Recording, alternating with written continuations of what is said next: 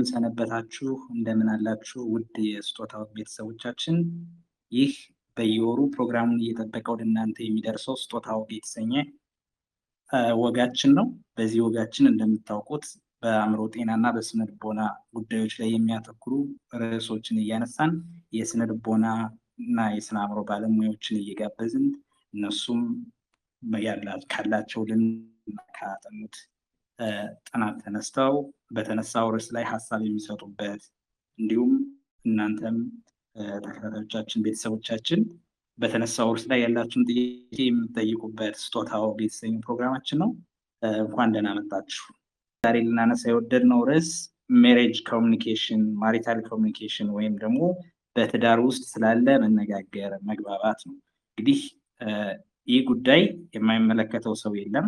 ሁላችንም ባሎች ሚስቶች ልንሆን እንችላለን፣ ወይም ደግሞ እንደዛም ባንሆን እንኳ ከትዳር የመጣን የትዳር ፍሬዎች ነን እና ይህ ጉዳይ በአንድም በሌላም በተዘዋዋሪም የሚመለከተን ነገር ነው ማለት ነው። ይህ ጉዳይ ደግሞ እንደምታውቁት በትዳር ምክንያት በትዳር ውስጥ ባለ ያለመነጋገር ወይ ደግሞ የመነጋገር ችግር ምክንያት ብዙ ትዳሮች ሊበተኑ ይችላሉ።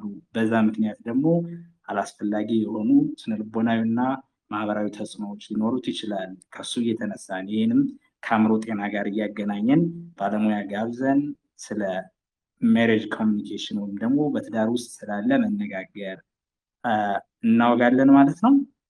እንግዲህ ዛሬም እንደተለመደው ወደ እናንተ ይህን ወግ ስናቀርብ እንግዳ ይዘን ቀርበናል። እንግዳችን የስነልቦና ባለሙያ ናቸው። እንትኑ ላይ እንዳያችሁት ማስታወቂያችን ላይ ከለጠፍነው ማስታወቂያ ላይ እንዳያችሁት እንግዳችን ከፍ ያለ በክሊኒካል ሳይኮሎጂስትነት ከፍ ያለ ልምድ ያላቸው በአዲስ አበባ ዩኒቨርሲቲ በሌክቸረርነት የሚያገለግሉ እንዲሁም ናይጄሪያ በሚገኝ ዩኒቨርሲቲ ፒኤችዲያቸውን እየተከታተሉ ያሉ ፒኤችዲ ካንዲዴት ናቸው። ስለዚህ ከልምዳቸው በመነሳት ካጠኑት ጥናትን በመነሳት ስለ ሜሬጅ ካውንስሊንግ ስለ ሜሬጅ ኮሚኒኬሽን እናወጋለን ማለት ነው። እንግዲህ እንግዳችን ሚስተር ጌታሁን እንኳን ወደ ስጦታ ወግ በደህና መጡ። እንዲሁም ጥሪያችን ተቀብለው ከኛ ለሚነሳ ጥያቄ ምላሽ ሊሰጡን እንዲሁም እርስዎ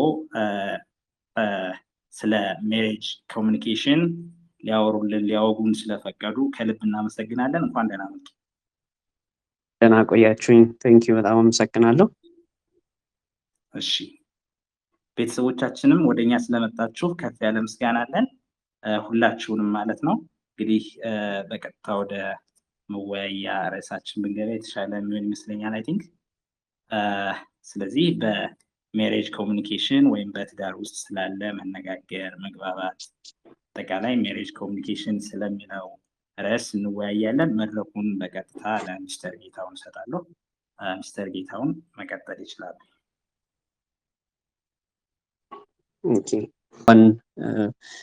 ደህና መጣችሁ። ስሜ ጌታሁን ይባላል። እንግዲህ ክሊኒካል ሳይኮሎጂስት ነኝ። ቅድምም እንደተነገረው አዲስ አበባ ዩኒቨርሲቲ ጥቁር አንበሳ ሳይካትሪ ዲፓርትመንት ማስተማሪ ሆኜ ነው የምሰራው። በአጋጣሚ በኢንክሊኔሽንም በመፈለግ ውስጥ ሆኖ ሜሬጅ ላይ የተወሰኑ ጊዜያቶች በጣም እሰራ ነበርና ይሄን ርዕስ ስንወያይ ፈቃደኛ ሆኜ የመጣሁበት አንዱ እንግዲህ ከልምድ ያሉ ነገሮችን የተወሰነ ነገር እንድንወያይ ነውና በጥያቄና መልስ በደንብ ሁላችንም የምናውቀውን ነገር እያነሳን የምንወያይበት መንገድ የተሻለ ይሆናል ብዬ አስባለሁ። ግን እንደው ለመጀመሪያ ያህል ስለምንድን ነው የምንወያየው የሚለውን ነገሮች ለማንሳት ሞክራለሁና በትዳር ውስጥ የሚኖር ተግባቦት ምን ይመስላል ምንድን ነው የሚለውንና ከአእምሮ ጤና ጋር ወይም ከአእምሮ ደህንነት ጋር ጥሩ ያልሆነ ተግባባቶች ሲኖሩ ምንድን ነው የሚከሰትብን፣ ምን አይነት የጤና የአእምሮ ጤናችን ላይ ተጽዕኖ ሊያሳድር ይችላል የሚለውን ነገር በተወሰነ መልኩ እናነሳና ወደ ውይይቱ እንገባለን። እሺ፣ ስለዚህ እንደ መግቢያ ያክል እርስዎ ስለ ሜሬጅ ኮሚኒኬሽን እንደ መግቢያ ያክል ይበሉና ከዛ በኋላ ቤተሰቦቻችን ጥያቄዎችን ያነሳሉ። ለእነሱ ጥያቄዎችን ምላሽ የሚሰጡልን ይሆናል ማለት ነው።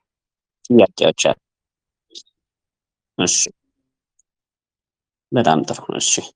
እሺ እንግዲህ ያው ተግባቦት ወይም ደግሞ በባልና ሚስት መካከል ያለ ተግባቦት እንደ ማንኛውም ተግባቦት በሁለት ሰዎች መካከል የሚገኘውንና ሀሳብን፣ ስሜትን፣ ፍላጎትን እንደዚሁም ደግሞ በተለያየ ጊዜ ችግሮች ሲያጋጥሙ ችግሮችን መፍቻ፣ መተማመንን መፍጠሪያ እንደዚሁም ደግሞ ስሜትን መገላለጫ በሁለቱ ባልና ሚስት መካከል የሚደረግ ሀሳብን ለመለዋወጥ የሚጠቀሙት ነው። በተለያየ መልኩ በሁለት መንገድ ልናየው እንችላለን። አንደኛው በንግግር የሚሆን ይሆናል። ሁለተኛው ደግሞ እንደዚሁ ደግሞ በአካላችን እንደዚሁም ፊታችን ላይ በተለያየ መልኩ በቦዲ በሰውነታችን የምናሳየው ይሆናል። በጣም ወሳኝ በትዳር ውስጥ ወሳኝ የሚባለው ብዙ ትዳሮች እንዲጸኑና መልካም የሆነ ኑሮ እንዲኖሩ ሊያደርግ የሚያስችል ነገር ነው። ይሄ ጥሩ የሆነ ተግባቦት ሲኖር ጓደኝነት፣ መተማመን፣ ችግር መፍታት እና በትዳር ደስተኛ የመሆንን ሁኔታዎች ወሳኝ የሚሆን ነው። ስለዚህ መልካም የሆነ በትዳር ውስጥ የሚኖር መግባባቶች ሲኖሩ መልካም የሆነ የአእምሮ ደህንነቶችም አብረው የሚገኙ ይሆናሉ እና መጥፎ ቢሆን ለምሳሌ በትዳር ውስጥ የሚኖር ተግባቦት መጥፎ ቢሆንና አለመግባባቶች ቢኖሩ ብዙውን ጊዜ እንግዲህ ከአእምሮ ጤና ጋር ወስደን ስናየው ጭንቀት፣ ውጥረት፣ በጣም በተደጋጋሚ ግጭት ውስጥ ማለፍ፣ አለመግባባት አስጨናቂ ሁኔታዎችን ያመጣል። ስለዚህ ወደ ጭንቀትና ወደ ውጥረት ወይም ደግሞ ያለመረጋጋት ነገር ውስጥ የመክተት ነገር አለው። ይሄም ደግሞ በተዘዋዋሪ የአእምሮ ደህንነታችንን ያውከዋል። ሁለተኛው ወደ ድብርት የመውሰድና በተለይ ደግሞ አለመደማመጥ፣ አለመግባባት ወይም ደግሞ አንድ ሰው ስሜቴን አልተረዳውም፣ አልተረዳችሁም የሚል አይነት መሰዳደብ፣ እርስ በርስ ጸያፍ ቃላቶችን መለዋወጥ፣ እንደዚህ አይነት ነገሮች ደግሞ በሚኖሩበት ጊዜ በትዳር ውስጥ ያለን ሰው ስለራሱ ያለውን አመለካከት ወይም ደግሞ ሰልፍ ወርዝ አሳንሶ የማየት፣ ተስፋ የመቁረጥ፣ ራስን የመለየት እና እነዚህ ደግሞ ከድብርት ጋር ወይም ደግሞ ድባቴ ከምንለው ነገሮች ጋራ በጣም ተያያዥነት ይኖራቸዋል። ስለዚህ ይሄ እየቆየ ሲሄድ እንደዚሁ በተከታታይ አሉታዊ የሆኑ ተግባባቶች ሲኖሩ የማይፈቱ ችግሮች ሲደራረቡ በስሜት መዛልና እንደዚሁም የዕለት ተዕለት ተግባሮቻችንን በዛ ምክንያት ማከናወን ማዳገት ሊከሰት ይችላል። እንደዚሁም ደግሞ አካላዊ የሆኑ ጉዳቶችም ተጨማሪ ይኖረዋል። ስለዚህ ባይ ዳይሬክሽናል ነው ማለት ነው። ስለዚህ ጥሩ ተግባቦት ከሌለ አእምሮ ደህንነታችን ሰላም አይሆንም። መልካም የሆነ ተግባባቶች ኖሮ መልካም ትዳር ሲሆን ሰዎች በትዳር ጀምሩ እንደዚሁ ፖዘቲቭ የሆነ ወይም አዎንታ የሆነ የአእምሮ ደህንነት ይኖራቸዋል ማለት ነው እና እነዚህ ዳይሬክትሊ ከአእምሮ ደህንነታችን ጋር እንዴት ሊገናኙ እንደሚችሉ ለማሳየት የሚያስችለን ነው።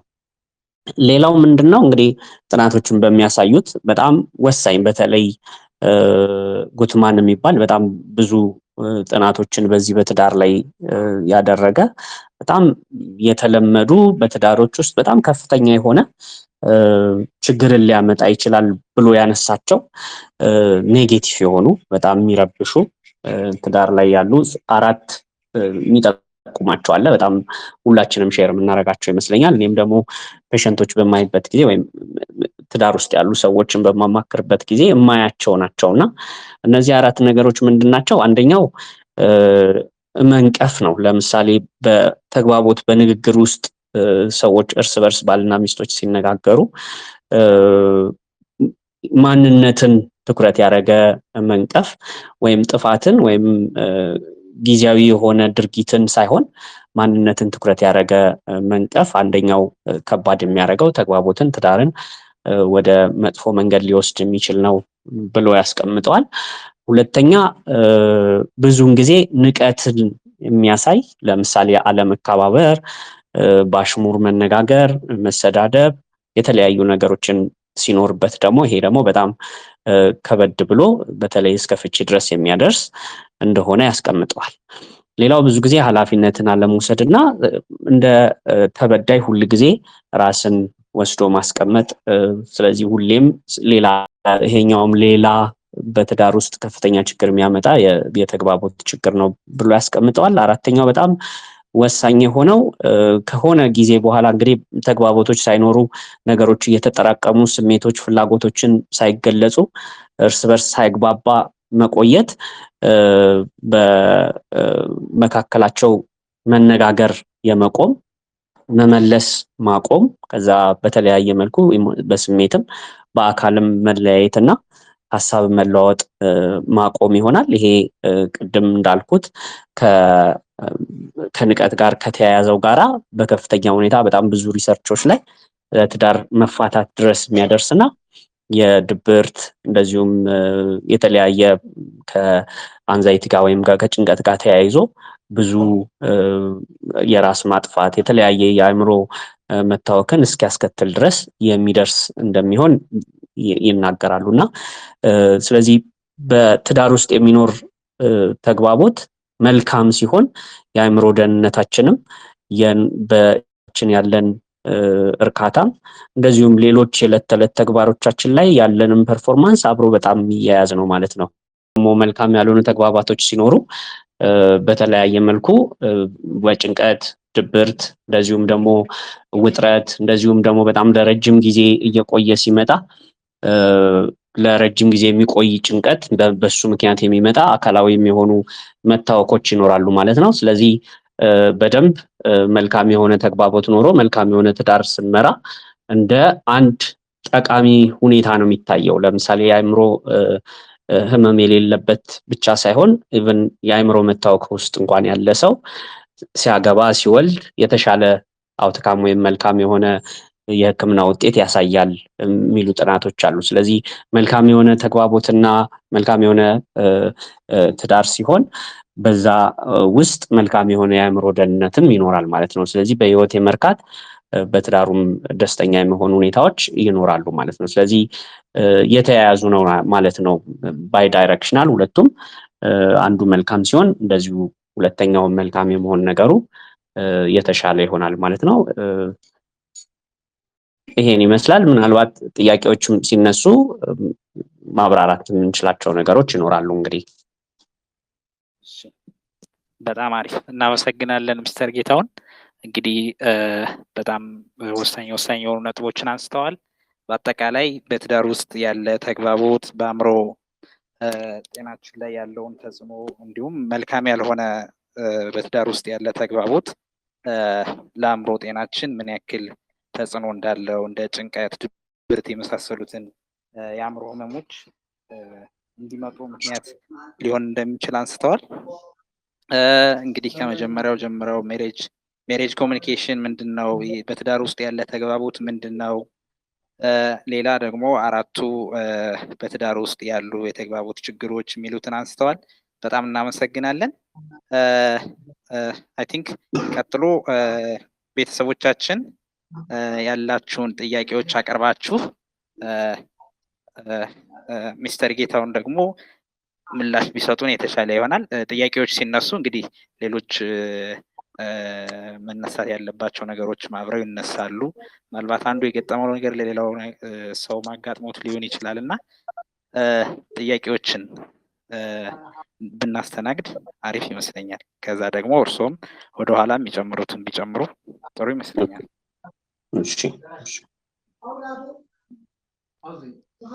ስለዚህ ቤተሰቦቻችን እድሉን ለእናንተ እንሰጣለን። ማይካችሁን እያበራችሁ ጥያቄ ካላችሁ ጥያቄ ያለን እያላችሁ መቀጠል ትችላላችሁ ማለት ነው። ያው ሉሊት እባላለሁ። ስፔሻል ኒድ ላይ ነው የምሰራው። የሶስት ልጆች እናት ነኝ። ኦልሬዲ እኔ አሁን ሲንግል ማም ነኝ። ያው ብዙ ሴክሪፋይ ከፍያለሁ። ግን አሁን አቶ ጌታሁንን ልጠይቅ የምፈልገው ይሄ ሁሉ ሀፕን ከማድረጉ በፊት አንደኛ በትምህርት ቤት ቢኖር ቤተሰብ ለልጁ አስተምሮት ቢሆን ይሄ ሁሉ ነገር አይፈጠርም ብዬ አስባለሁ። አሁን ያለው ነገር የብዙ መንገዶች ፕሮሰስ ነው ብዬ አስባለሁ። ስለዚህ ከታች ብንጀምረው ላይ ይሄ ሁሉ ኮምፕሊኬሽን እንዳይፈጠር እታች ብንጀምረው እንዴት ነበር በእርሶ እይታ ነው ጥያቄና አመሰግናለሁ ዮኒዬ።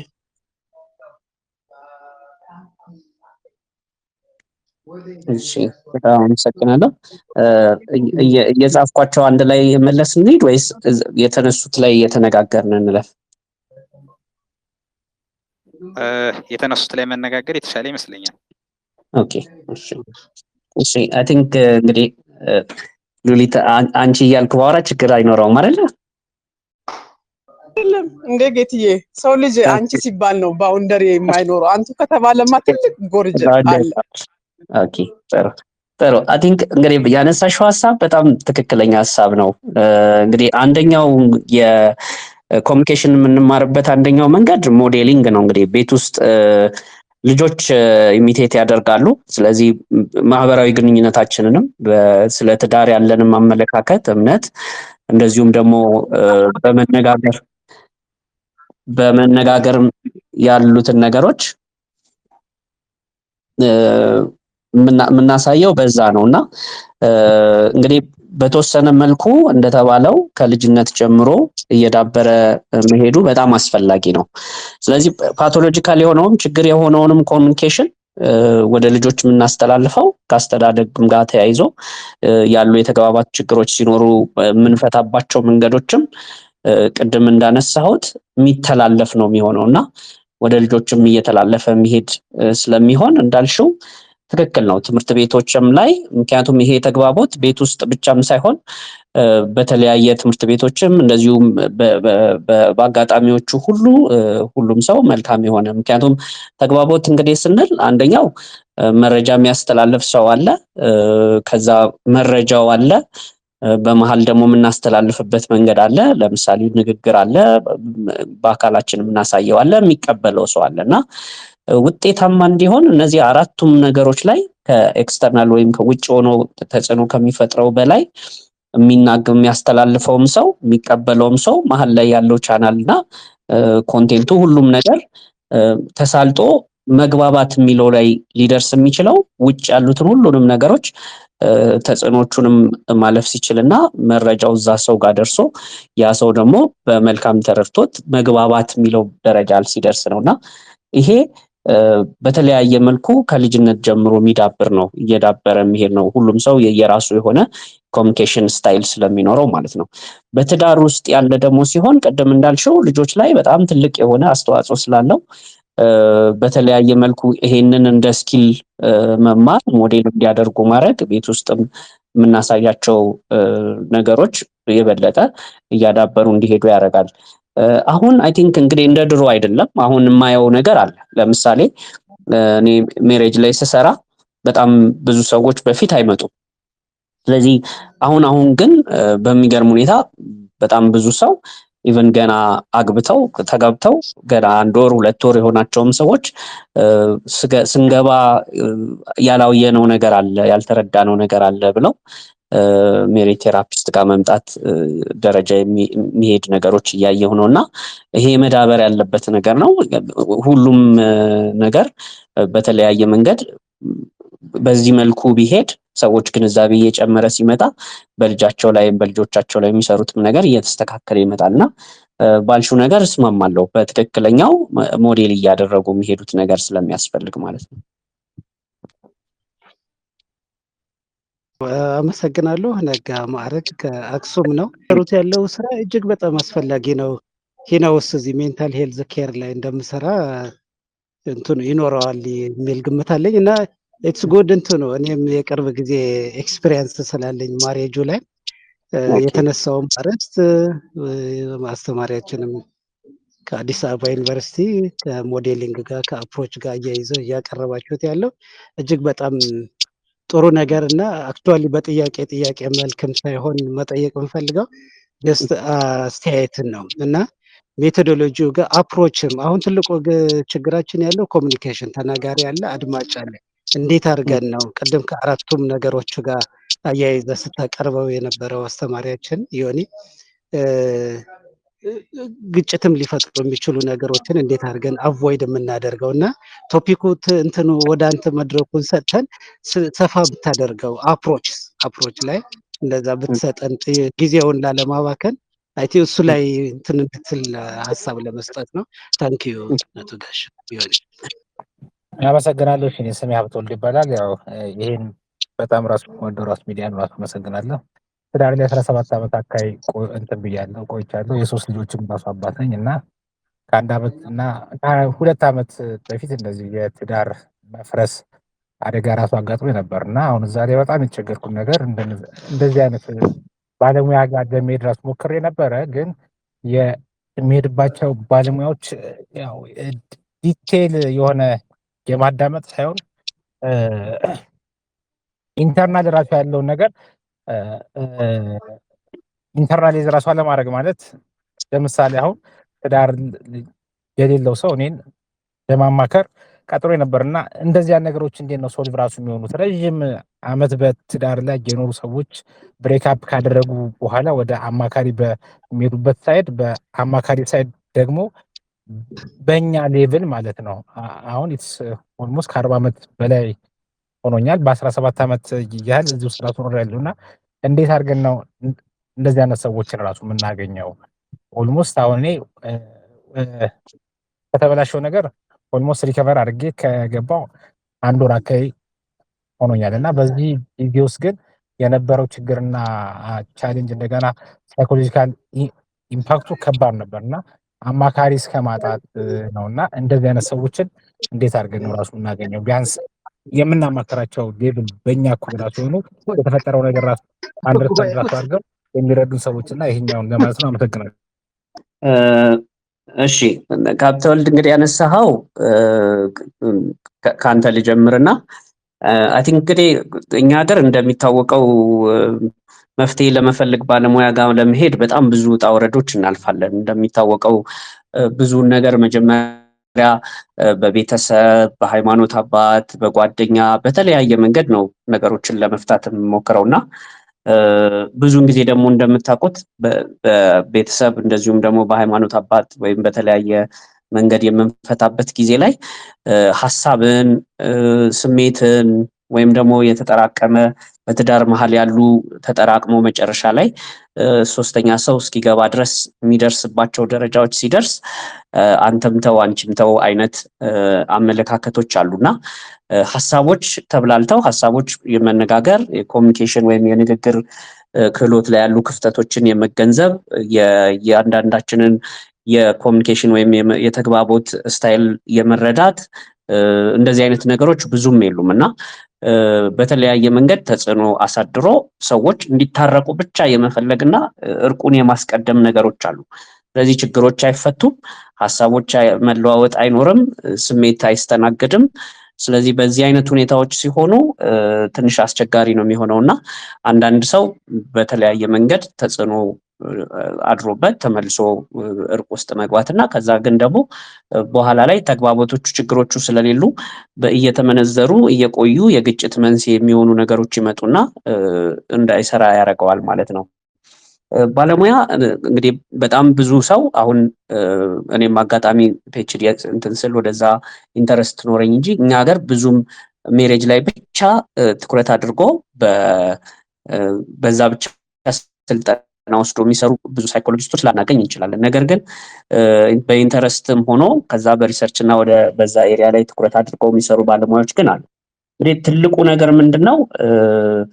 አንዳንድ ጊዜ ችግሮችን ስንረዳ በመካከላችን በትዳር ውስጥ ከባድ ችግር ውስጥ እንደሆን ስናስብ ከአንድ ሰው ጋር ወይም ከዛ ሰው ጋር ብቻ ወይም ባል ከሚስት ጋር ሚስት ከባል ጋር ብቻ ያለ ችግር አድርገን ካሰብነው ትንሽ አስቸጋሪ ነው የሚሆነውና አንዳንዴ እኛም ማንችለው እየከበደን መግባባት ያልቻልንባቸው ሁኔታዎች ሲኖሩ ባለሙያ እርዳታ መፈለግ የሚለው ነገር በጣም እየተለመደ ቢመጣ በጣም ጥሩ ነው እና አይ ቲንክ አዲስ አበባ ውስጥ በጣም ብዙ የስነ ልቦና እንደዚሁም የሕክምና ቦታዎች አሉ ስጦታን ጨምሮ። ስለዚህ በተለያየ መንገድ ከሰዎች ጋር ኮሚኒኬት ማድረግ አሁን ደግሞ በተቻለ መጠን በእነዚህ ኤሪያዎች ላይ የሚሰሩ በባለሙያዎች በትዳር አማካሪዎች የሚሰሩ ዩቲዩቦች አሉ፣ በተለያየ መንገድ ኦንላይን የሚሰጧቸው አገልግሎቶች አሉ እና አክቲቭ ሆኖ እነዚህን ነገሮች መፈለግ ያግዘናል እና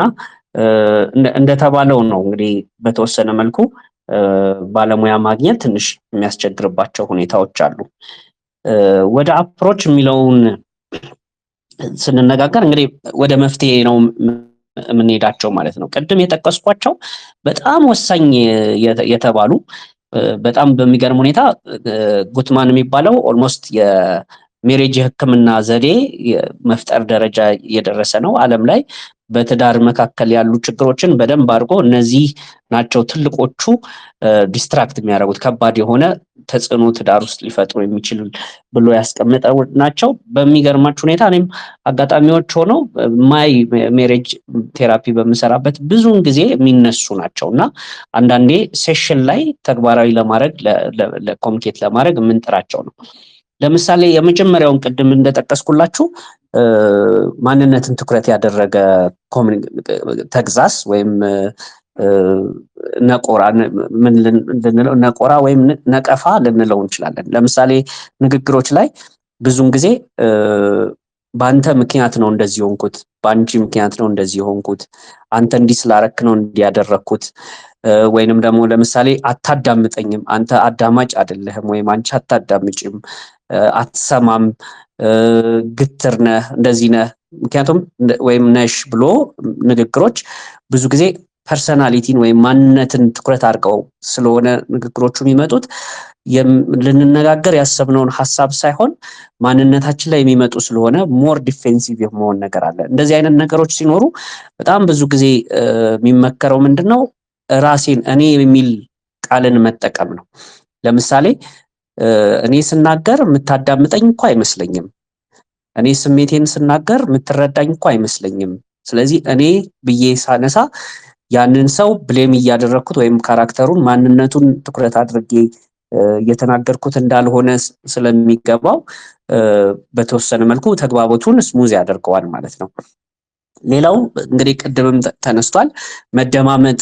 ለምሳሌ ባለሙያዎችም የሚል የተነሳበት ነገር አለ። እንግዲህ መደማመጥ አሁን ደግሞ ቴክኖሎጂ በበዛበት በተለያየ መልኩ በሞባይል በምንወሰድበት ዘመን ላይ ቤት ውስጥ ዳር ውስጥ ሆኖ ሰዎች ከመነጋገር ይልቅ ዝም ተብሎ የየራስን ሞባይል ላይ ወይም በተለያየ መልኩ ስለዚህ መደማመጥ አለመኖር አለ። ስለዚህ እሱን ማሻሻል